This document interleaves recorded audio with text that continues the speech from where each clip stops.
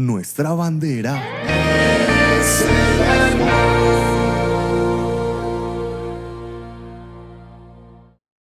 Muy bien, les invito para que me acompañen en sus Biblias al libro de Éxodo.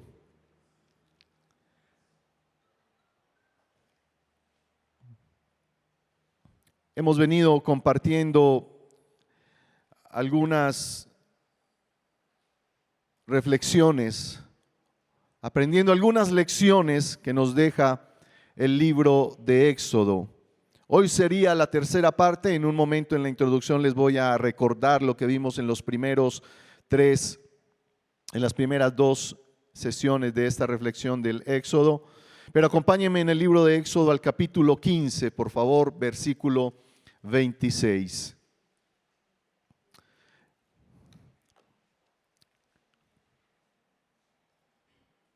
¿Listos? Léalo conmigo, por favor. Y dijo: si oyeres atentamente la voz de Jehová tu Dios, e hicieres lo recto delante de sus ojos, y diereis oído a sus mandamientos, y guardares todos sus estatutos, ninguna enfermedad de las que envié a los egipcios te enviaré a ti, porque yo soy Jehová tu sanador. ¿Qué tal si lo leemos nuevamente? Y dijo: si oyeres atentamente la voz de Jehová tu Dios, e hicieres lo recto delante de sus ojos, y diereis oído a sus mandamientos, y guardares todos sus estatutos, ninguna enfermedad de las que envié a los egipcios te enviaré a ti, porque yo soy Jehová tu sanador. Oremos. Señor, recibimos tu palabra porque tu palabra es la verdad. Tu palabra es medicina a nuestras vidas. Tu palabra completa en nosotros lo que falta de ser restaurados al modelo del Edén, de ser restaurados en tu propósito en Cristo Jesús. Tu palabra completa en nosotros las virtudes del que nos llamó de las tinieblas a la luz admirable. Tu palabra es viva, es eficaz. Tu palabra es fuente de agua de vida para nosotros, donde podemos saciar nuestra sed espiritual. Pero tu palabra también bendice nuestro estado físico, Señor. Tu palabra es medicina. Tu palabra, mi Señor, al llegar a nuestras vidas nos da fuerzas para permanecer firmes en la fe, pero también fuerzas nuevas al que está cansado, ánimo al que está debilitado, consuelo al que está en angustia. Tu palabra trae libertad al cautivo, vista al ciego, y al quebrantado de corazón trae sanidad.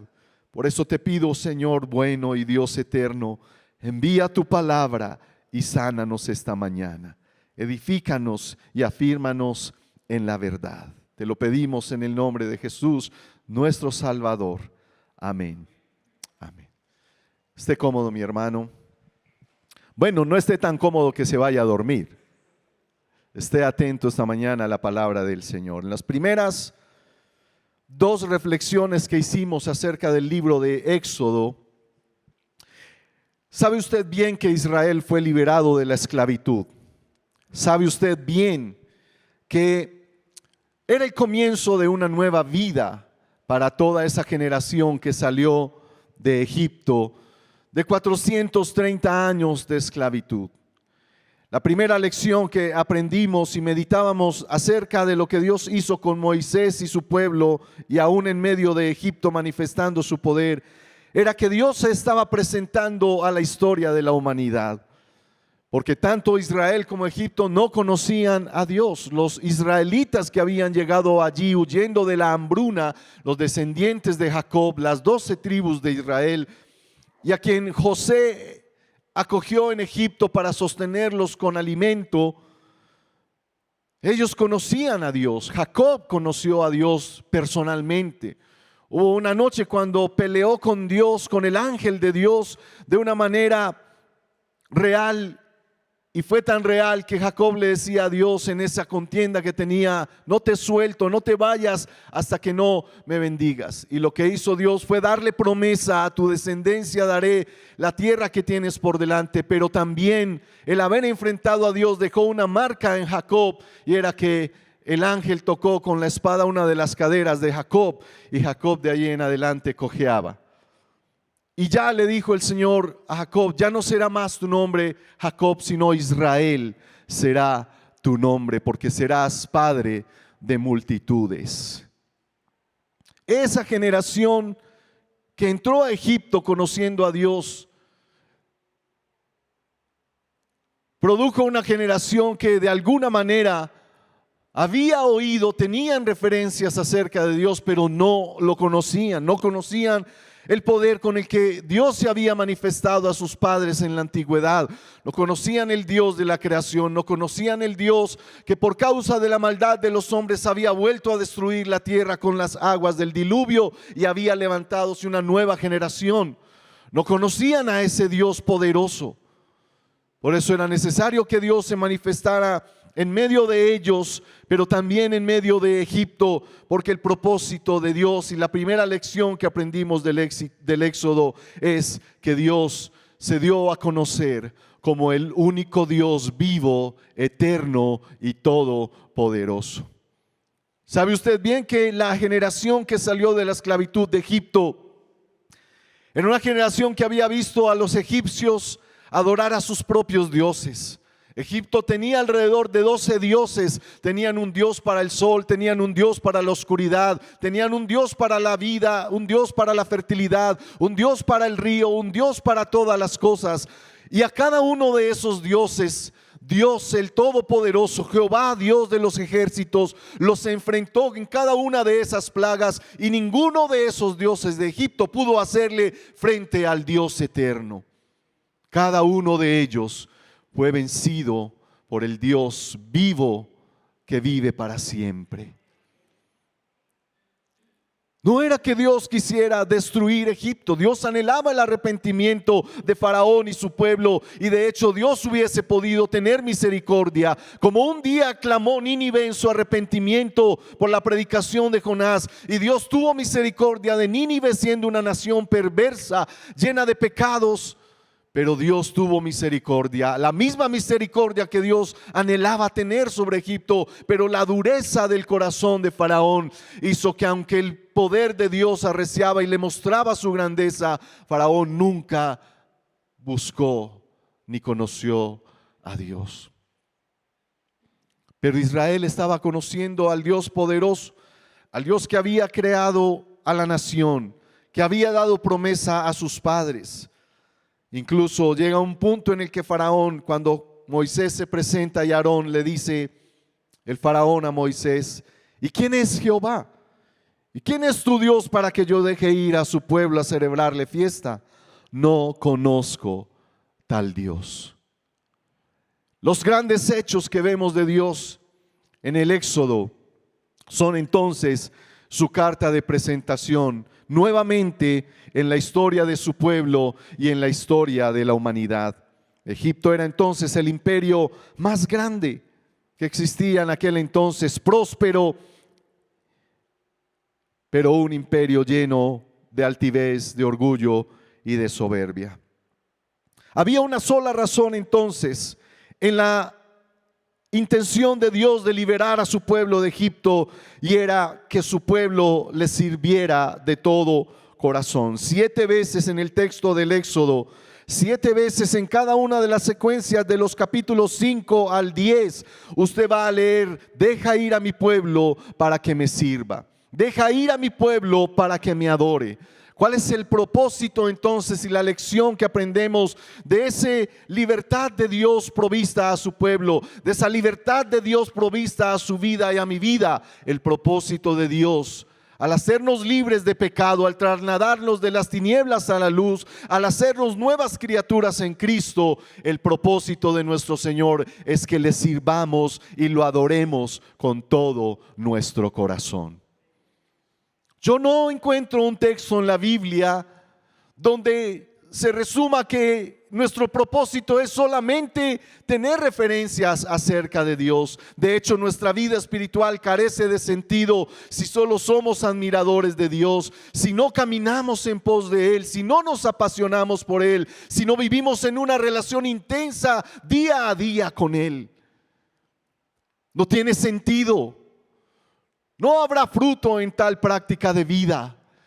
Lo que Dios anhelaba al sacar a su pueblo y llevarlo por el desierto, ya no era que conocieran sus grandes obras, lo que Dios podía hacer por ellos, cómo podía sostenerlos y sustentarlos. El propósito de eso que habían visto los ojos de Egipto y de Israel, sobre todo del pueblo que estaba siendo libertado, era que vinieran a una comunión personal y dinámica con Dios.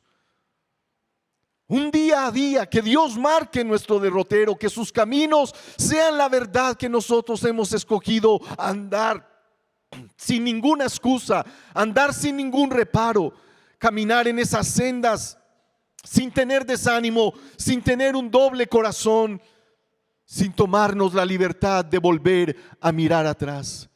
El que Dios sustentara con maná en el desierto a su pueblo, el que les proveyera fuentes de aguas, el que tuviera una nube para cuidarlos del sol, hubiera una llama de fuego en la noche para calentarlos y defenderlos de sus enemigos, el que Dios peleara las batallas por ellas en el desierto, tenía un solo propósito. Apuntaba a una sola cosa: que ellos le amaran a Él de todo su corazón, que quisieran tener una relación íntima y constante con el Señor. Pero también directamente el objetivo de Dios era sacar del corazón y de la mente de su pueblo la vida pasada.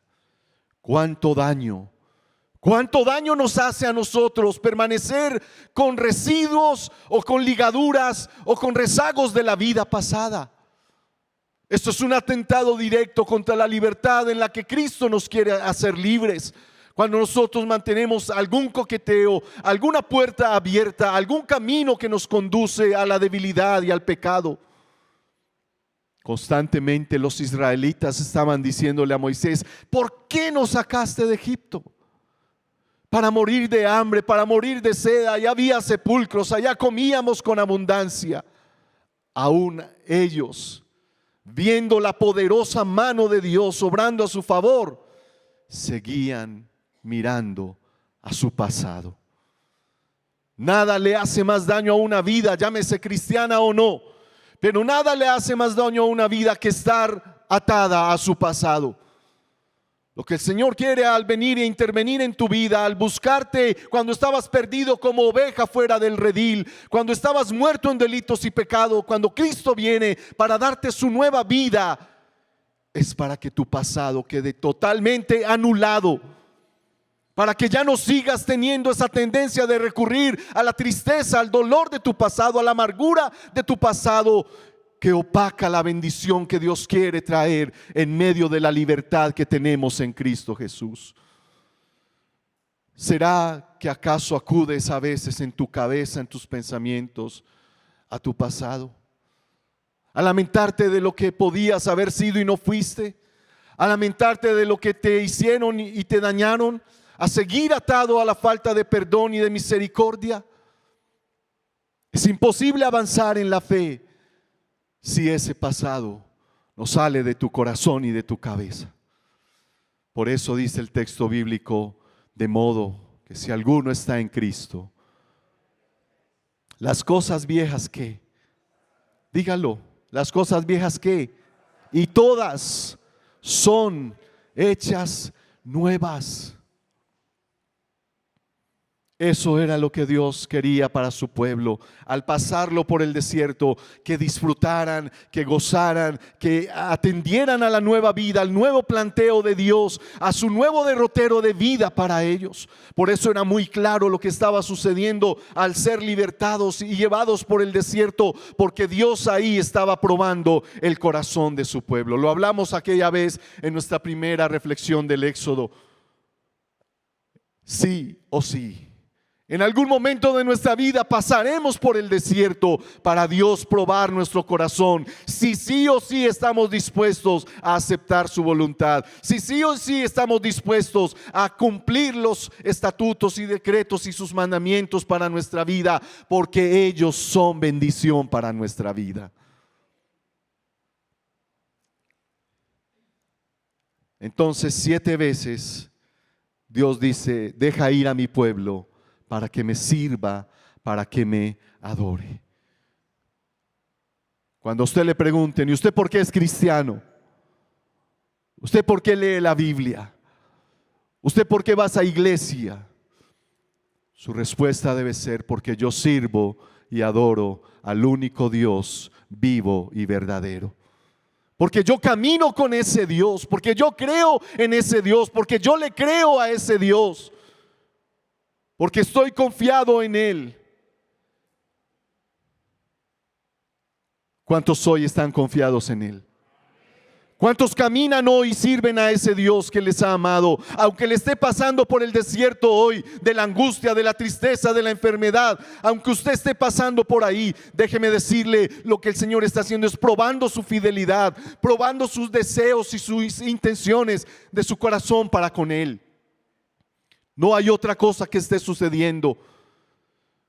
Cuando el Señor dijo: este pueblo de labios me honra, pero su corazón está lejos de mí, estaba diciendo exactamente lo que nos pasa constantemente a nosotros en nuestro diario andar. Decimos amarlo, decimos que Él es nuestro Señor, confesamos que creemos en Él, confesamos nuestro deseo de Él, pero a la hora de la verdad nos es muy fácil volver a mirar a Egipto.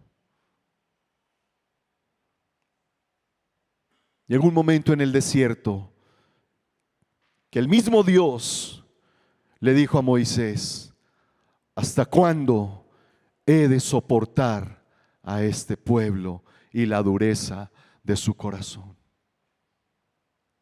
Y es ahí donde vamos a las segundas lecciones que aprendemos en el libro del Éxodo. Dios proveyó en el desierto todo lo que le mencioné ahorita: el maná, las codornices, agua, sombra, calor, protección de sus enemigos. Su vestido no se gastó, su calzado no se acabó, no había enfermedad. Dios lo liberó de las fieras del desierto y de la muerte en medio del desierto. Pero sin embargo, ni siquiera eso asombró el corazón de su pueblo para volverse en adoración, sino que al contrario, aunque el poder y la gracia de Dios se conjugaron para con su pueblo, ellos solo endurecieron su corazón. Dios no quiere que solo seamos testigos de sus grandes obras. Dios quiere que seamos los protagonistas directos de sus grandes obras. ¿Qué es lo que tú estás viviendo hoy? ¿Cuál es tu problema hoy? ¿Cuál es la muralla? ¿Cuál es la montaña? ¿Cuál es el gigante frente a ti? Si vuelves tu corazón a Dios, si vuelves todas tus intenciones, lo buscas y lo amas con todas tus fuerzas, verás a Dios tumbar esa muralla, deshacer esa montaña y derribar ese gigante para ti. Una de las cosas que yo he meditado estos días leyendo esto es: ¿por qué dejamos de hablar de esto? ¿Por qué dejamos de hablar de las cosas asombrosas que Dios hizo? Si una de las lecciones que aprendemos en el Éxodo es que Dios le dice a su pueblo: cuando entres a la tierra y tus hijos te vean sacrificar el cordero y te vean comer los panes sin levadura y pregunten qué es este rito que estás haciendo, les testificarás, les dirás, les hablarás: Jehová nos visitó estando en la esclavitud y nos sacó con mano poderosa de la casa de Faraón. Porque hemos dejado de testificar. Porque hemos dejado de hablar del Dios que mató al gigante, del Dios que abrió los abismos de los cielos para cobrar justicia sobre la rebelión de los hombres en el diluvio y hacerse de una nueva generación cuyo deseo era el de Dios, que le buscaran de todo su corazón, que andaran en sus caminos, que no se volvieran tras dioses ajenos. ¿Por qué dejamos de testificar que tenemos un Dios que puede abrir el mar rojo para los que confían en Él? Que tenemos un Dios que puede desbaratar ejércitos aunque se levanten contra ti. El salmista en un salmo precioso escribe y dice: el Señor es mi luz y mi salvación, ¿de quién temeré? Es la fortaleza de mi vida, ¿de quién he de atemorizarme? ¿En qué Dios cree usted hoy? Yo quiero volver a creer en el Dios hacedor de maravillas. Yo quiero volver a llevar mi corazón a rendirse tanto a la voluntad de Dios, que lo vea hacer grandes cosas en medio de mi casa. Quiero ver a mis hijos libres y caminando con el Señor. Quiero ver a mi familia recibiendo la luz del Evangelio. Ese podría ser el mayor milagro, la mayor obra que Dios hiciera en nuestros días. Que la luz del Evangelio le resplandezca a los que hoy están en oscuridad, empezando por nuestras familias. Pero para eso necesitamos abrir nuestra boca para testificar del Dios Todopoderoso que ha dejado su marca a través de la historia, diciendo: aquí estoy, a favor del que me busca de todo su corazón. Todos los hechos de Dios son un registro histórico de su grandeza, una grandeza que está aún vigente, un poder que es aún activo a favor nuestro. Pero también es una grandeza para testimonio a los que no le conocen. Cada acontecimiento que los hijos de Israel fueron testigos, les iban enseñando los atributos y el carácter de Dios. Antes de salir de Egipto, el Señor les dice: tomarán un cordero y lo sacrificarán. Y con la sangre pintarán las puertas de sus casas. Y cuando pase la mortandad, no llegará a ustedes, porque verá la señal del cordero sacrificado por amor y misericordia. Una lección que aprendíamos en ese sacrificio es que todo lo que sucedió para la libertad de la nación de la esclavitud en Egipto fue provisión y misericordia y gracia de Dios, como sucede para usted y para mí. No es por méritos, no es por obras, no es porque le caigamos bien a Dios, ni porque vengamos de buena familia, ni porque nosotros, que nos creemos muy buenos delante de Dios, tengamos algún mérito para recibir su gracia. Por eso el Señor le dijo a Moisés: Moisés, ve, porque yo estaré contigo. Si estamos aquí hoy disfrutando de la gracia y la misericordia del Señor, no es por nosotros, es porque Él está con nosotros. Dele la gloria al Señor.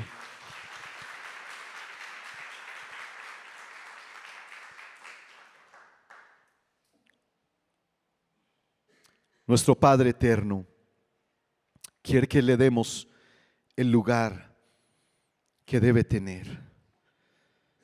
Su gracia, su bondad, su provisión para el pueblo eran los puentes que Dios tendió para que ellos pudieran abrir su corazón no solo al gobierno y a la soberanía de Dios, sino al atesorar sus mandamientos y sus palabras. Dios le proporcionó a su pueblo toda provisión necesaria para que nunca más desearan volver al lugar del que salieron, para que confiaran en la promesa que había sido dada en la antigüedad. Una de las cosas que hacemos cuando no rompemos nuestro cordón umbilical con el pasado es que ese mismo pasado te hace dudar de la promesa y de la esperanza que tenemos en Cristo Jesús. Esas cosas nuevas que Dios quiere hacer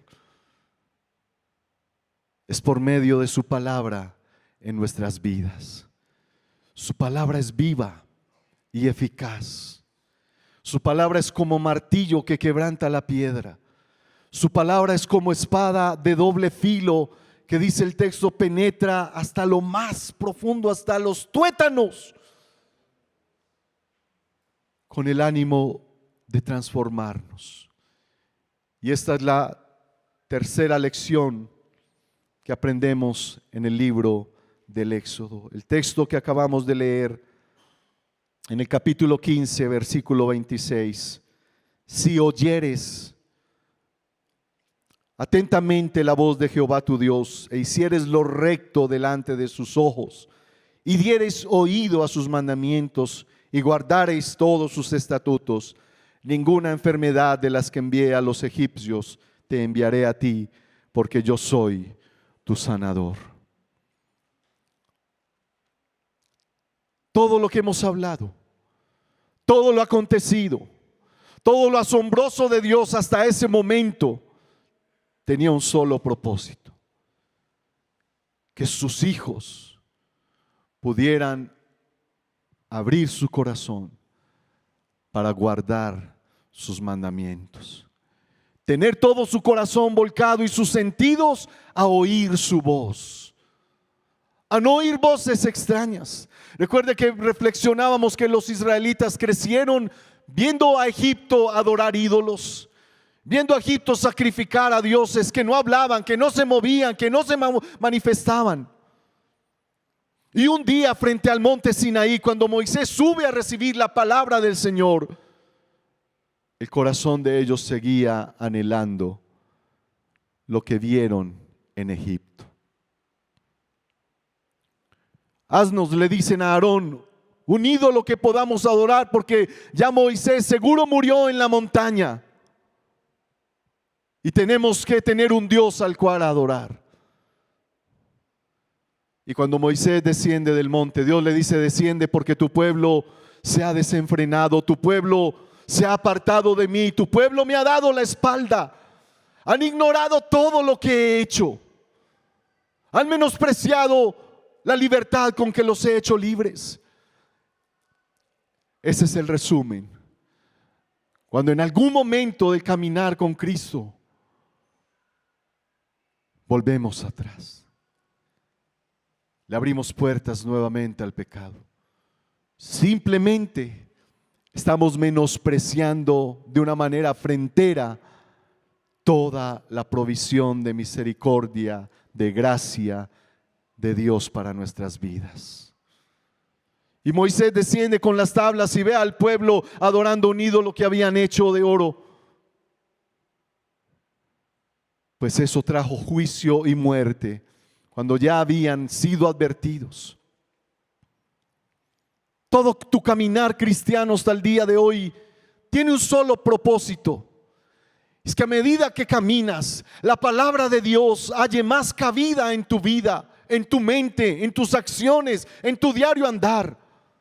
Que la palabra de Dios sea tu derrotero, sea tu pensamiento, sea tu meditación. Que la palabra de Dios te diga cómo debes hablar, cómo debes comportarte, a dónde debes ir, cómo elegir tus amistades. Que la palabra del Señor te enseñe de qué debes deshacerte.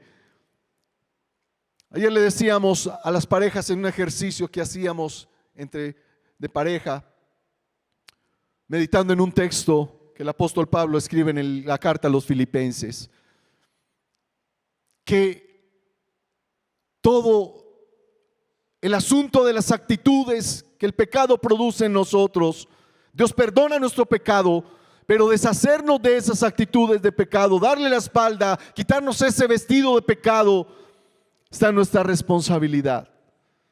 El apóstol Pablo escribe palabras como: quítense de vosotros, despojaos del viejo hombre, haced morir lo terrenal en vosotros. Son palabras imperativas que nos llaman a nosotros a tener responsabilidad de despojarnos de esas actitudes contrarias a los frutos espirituales. Y a medida que nosotros nos quitamos esas actitudes de pecado, de debilidad, y vamos muriendo a ellas y nos vamos despojando de esas prácticas y de esos hábitos, lo único que puede llegar a suplir ese vacío que queda para una vida de bendición firme y fructífera es la palabra del Señor. Es el compromiso con la obediencia a la palabra. Es el compromiso con la obediencia a nuevas actitudes espirituales. Si oyeres atentamente la voz de Jehová tu Dios. ¿Cuántas veces Dios te ha hablado? Estoy seguro que muchas veces mientras has estado ahí sentado, Dios te ha hablado. Y Dios te ha dicho muchas veces: corrige tu camino, fortalécete en esto, búscame más. No pierdas tanto tiempo en el ocio y búscame en oración.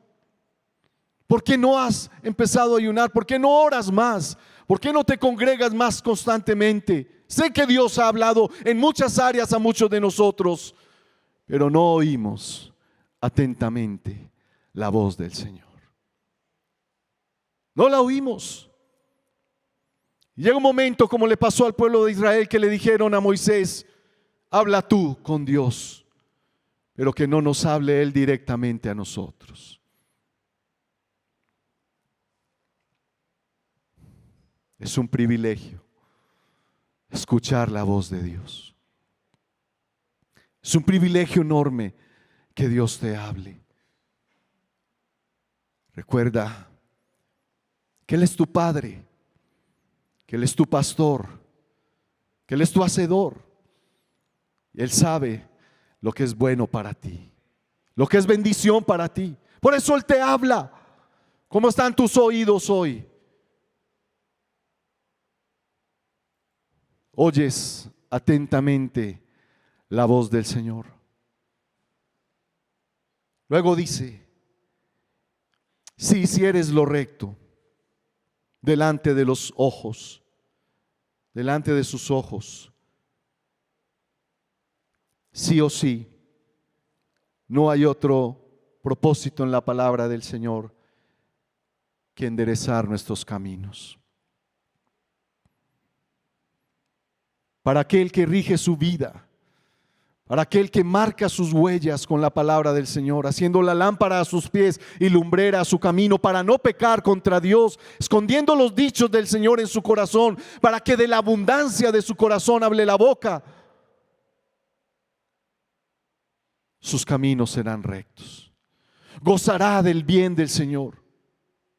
Pero cuando oyes la palabra del Señor y no corriges tus caminos por medio de ella, ella será tu propio juez cuando vayas a dar cuentas de tanta palabra que escuchaste y que dejaste pasar de largo sin corregirte, sin dejar que ella te tocara, te afectara.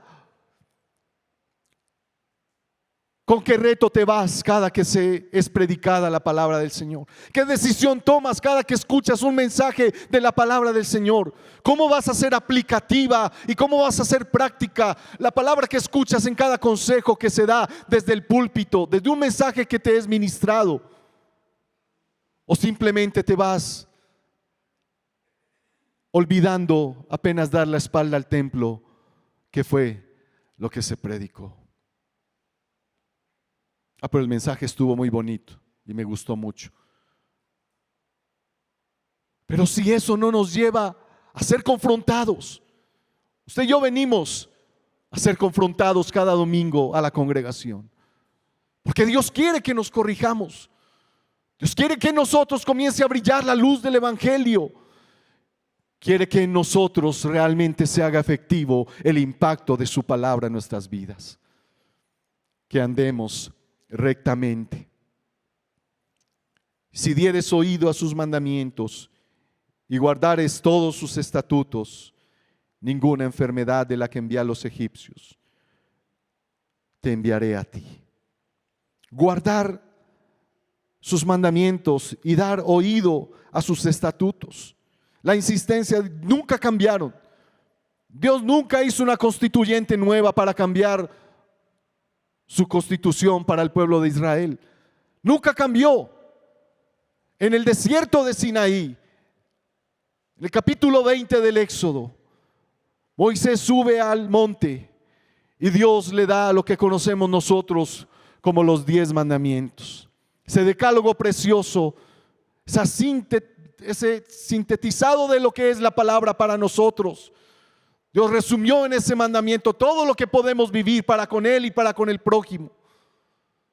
Pero miles de años después, a Jesús le estaban preguntando, ¿cuál es el primer y más importante mandamiento?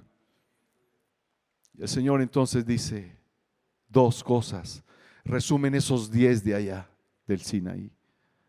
Amarás al Señor tu Dios y a tu prójimo como a ti mismo. El que cumpla eso habrá cumplido toda la ley y los profetas. Pero ni eso nosotros estamos en disposición de hacer. Porque decimos amar a Dios a quien no vemos. Pero como dijo el apóstol Juan, si no amamos a nuestro hermano a quien podemos ver, nos hacemos mentirosos. La mejor manera de saber que amamos a Dios es que amamos al hermano a quien podemos ver. Es que podemos decir que la palabra está produciendo un fruto en nuestras vidas, que estamos madurando a la madurez de Cristo Jesús, que fue obediente hasta la muerte, que obedeció a pesar de saber el tremendo castigo que vendría sobre él. Y es lo que Dios le decía a su pueblo constantemente en el desierto antes de entrar a la tierra prometida. Si dieres oído a mis palabras, si guardares mis mandamientos, si volvieres tu corazón a mis mandamientos. Todo el tiempo Dios está insistiendo, insistiendo, insistiendo. Si guardáremos sus mandamientos, seríamos ¿qué? Sanados. Sanados. La palabra de Dios es medicina. Yo soy un convencido que mientras estamos predicando la palabra del Señor, el Señor está trayendo sanidad incluso al cuerpo físicamente hablando. Porque ese es el efecto también de recibir con gozo, de recibir con disposición, con un corazón humilde la palabra del Señor. Dios anhela una sanidad integral para nosotros. Pero si primero tu corazón no ha sido sanado de manera que pueda estar preparado para recibir y apreciar la palabra del Señor y traer el corazón a la obediencia, será muy difícil ver la sanidad exterior en nuestras vidas. Por eso las lecciones que aprendemos aquí es que necesitamos saber si el corazón está realmente dispuesto a guardar los mandamientos y los estatutos del Señor. Israel pasó por el Mar Rojo y la implicación de haber pasado el Mar Rojo era no solo dejar la vida pasada atrás, sino corresponder a Dios en reconocer y ser agradecidos, voluntariamente obedientes. La insistencia de ahí en adelante era solo una. Acompáñeme al capítulo 19 y leamos los versículos 4 al 6 en el Éxodo. Éxodo 19, 4 al 6 dice: Vosotros visteis lo que hice a los egipcios y cómo os tomé sobre alas de águila y os he traído a mí. Ahora pues, si diereis oído a mi voz y guardareis mi pacto, vosotros seréis mi especial tesoro sobre todos los pueblos, porque mía es toda la tierra. Y vosotros me seréis un reino de sacerdotes y gente santa. Estas son las palabras que dirás a los hijos de Israel. Nuevamente, si diereis oído a mi voz y guardareis mis mandamientos, me seréis un especial tesoro, un real sacerdocio y una nación santa. ¿Quién habló miles de años después esas mismas palabras? El apóstol Pedro dijo: pero vosotros sois linaje escogido, real sacerdocio, nación santa, el pueblo adquirido por Dios, para que anunciéis las virtudes del que os llamó de Egipto a la tierra prometida en Cristo Jesús. Ese es el deseo de nuestro Dios. Y ruego al Padre que hoy nuestros corazones hayan sido sensibles y dispuestos a oír su voz, a guardar sus mandamientos, a hacer lo recto delante de sus ojos.